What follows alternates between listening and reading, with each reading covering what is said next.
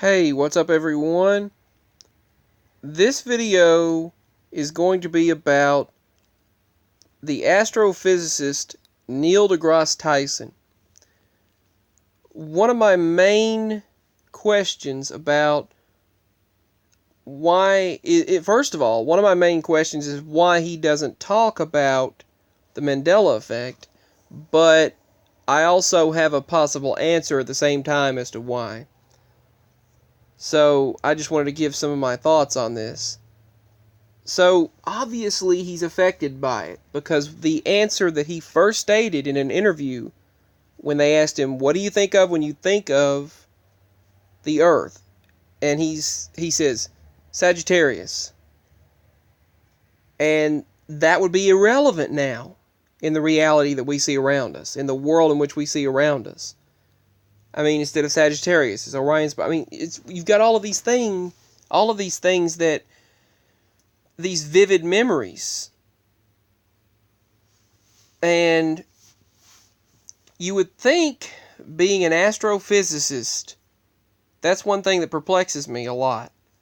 You would think Neil deGrasse Tyson, being an astrophysicist like he is, would ponder on that and look back at that and state, well, maybe it's an alternate reality situation. Because that's one of the things that astrophysicists look into, and that could be used as evidence of an alternate reality, if that is the case of what's really going on. Some people say, well, it's a psyop, or some people state that it's alternate realities, parallel universes, shifts that take place, darkness messing with things. It could be all of those. It could be darkness and opening of portals into parallel universes. Who knows? I don't know. I haven't settled on one theory. That's my main theory, is shifts. I know that some sort of shift's happening. I can feel it, and I'm like, well, a shift is taking place. Too many things change on us all the time, from small to large things. Just sometimes so obvious it's ridiculous for some, but not others. So why isn't Neil deGrasse Tyson talking about that? And why wouldn't he be talking about the Mendell Effect, the ME? Another thing is Kurt Russell obviously is affected by the ME. And both my mama and I really enjoy hearing Kurt Russell talk. He's a very interesting individual, very humble, very kind, and he's a great storyteller. And he was on Jimmy Kimmel the other night. That's the main reason why we watched it. And he was talking about how, wait a minute, he said it had never come to his son's mind or his mind since it happened, since he witnessed the Phoenix Lights. And he said, wait a minute, that was me. And he said both his son and him thought about it on that same day. You can pull this up on Jimmy Kimmel. And he said both his son and him had not thought about it since the day they witnessed it, but it came back to their mind the very day it was on the news. And he said he went to look through his diaries but couldn't find that entry. There was nothing for that day about that occurrence, about witnessing the Phoenix Lights. And he said, all I know is it was an event, and he said, and it was objects, and they're unidentified, and they're flying. So he said they're unidentified. And but he didn't mention the Mendell Effect directly. The ME wasn't mentioned directly, but it was obviously a shift for him. And the fact that his diary was empty that day, the journal was empty that day. He said there was nothing there. It was blank. The journal was blank for that particular day, that occurrence. Nothing was written about it. But he remembered it happening now. But yet someone else was now listed to have reported it, the incident, the pilot. And he said, he was like, wait a minute, that was me.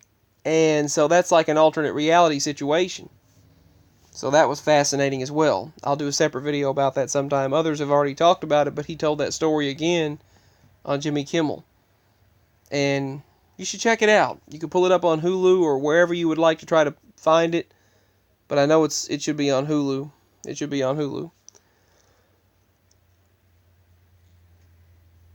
But yeah. Hold on, our dogs are barking. I'm going to have to go check and see what's going on outside. But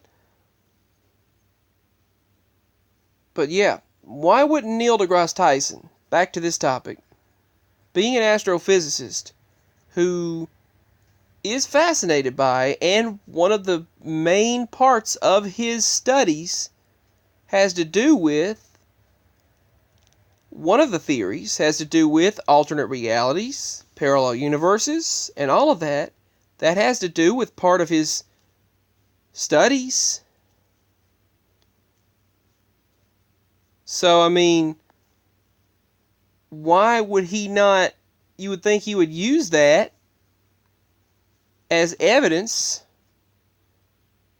as a scientific discovery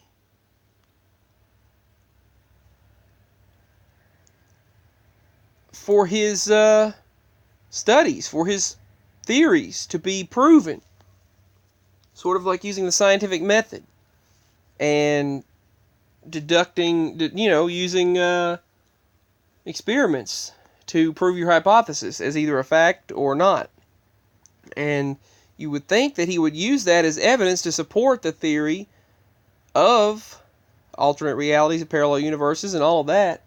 You would think he would use that memory of his, but maybe his own self-view of his intelligence, his own view of his self-intelligence and pride gets in the way. Maybe he has such pride that he doesn't want to be, he's afraid he'll be shown as he was wrong. So maybe he doesn't want to state, I don't want to show I was wrong about something, that I was wrong about something. But with so many other people out there, millions even, maybe, remembering us being the Sagittarius arm, and Sagittarius, maybe, he could utilize that and say, hey, this could be proving alternate realities or parallel universes and create a new leap and a bound in the study of astrophysics. Why wouldn't he go about it in that way?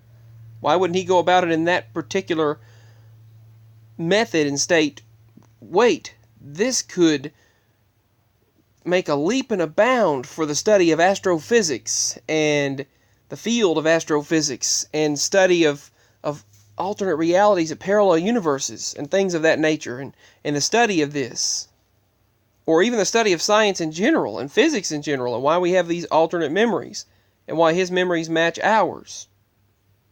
But does his own pride get in the way where he won't admit that he actually stated that? Will he not even admit that he stated that we were in the Sagittarius arm? That's the first thing he thought of. Does he not want to admit it because he just lets his pride get in the way and does not want to admit that he was wrong in the current reality that's around us? He would be wrong in that world, in this world. So, but he was so quick to answer that with his memory, which matches ours. Couldn't he use that as evidence to support the theory of parallel universes and alternate realities? Unless he just doesn't want his, unless he lets his pride get in the way, which that could be what he's doing, and doesn't want his mind to be questioned because to prove that he got something wrong, and doesn't want the media to state, well, you got it wrong, you got something wrong. Maybe that's why he doesn't want to bring it up, because he's letting his own pride get in the way. But don't let bigotry and pride get in the way of spreading knowledge and truth, because obviously this phenomenon is real and we're all experiencing it. But it would be nice if they could use that, and he could use that, and many people could use it as evidence, like we've been doing, and showing that he remembers it that way. And that's the first thing he stated when he thought of our solar system, of the Earth, and where we are. That's the first thing he thought of, was Sagittarius arm. It would be nice if he could look back on that and use it and utilize it, unless he's too scared to be and think they'll say he's wrong on something, so he just doesn't do it. But it would really help in the study in astrophysics. Being an astrophysicist like he is, it would probably help with the study of proving alternate realities, parallel universes, and things like that, especially the fact given that we all remember the same thing. But he probably won't, because he's probably going to let his pride get in the way, and he doesn't want to be proven wrong. So that might be one of the reasons why that's just an idea of mine, that he doesn't want to be proven wrong. He doesn't want to state that he got something wrong. But it would be nice if they could use that as some evidence of proof, which we have, but if they would, is the thing. But anyway, that's just thoughts of mine on Neil deGrasse Tyson and how he remembers what we do. So, and why doesn't Neil deGrasse Tyson use that as evidence to support the theory of parallel universes and alternate realities, as astrophysics commonly states, and it's one of the fundamental elements of the studies in astrophysics. So anyway, moving on. Peace, much love, and I hope to speak with all of you again very soon. That's all for the topic of this video. Bye.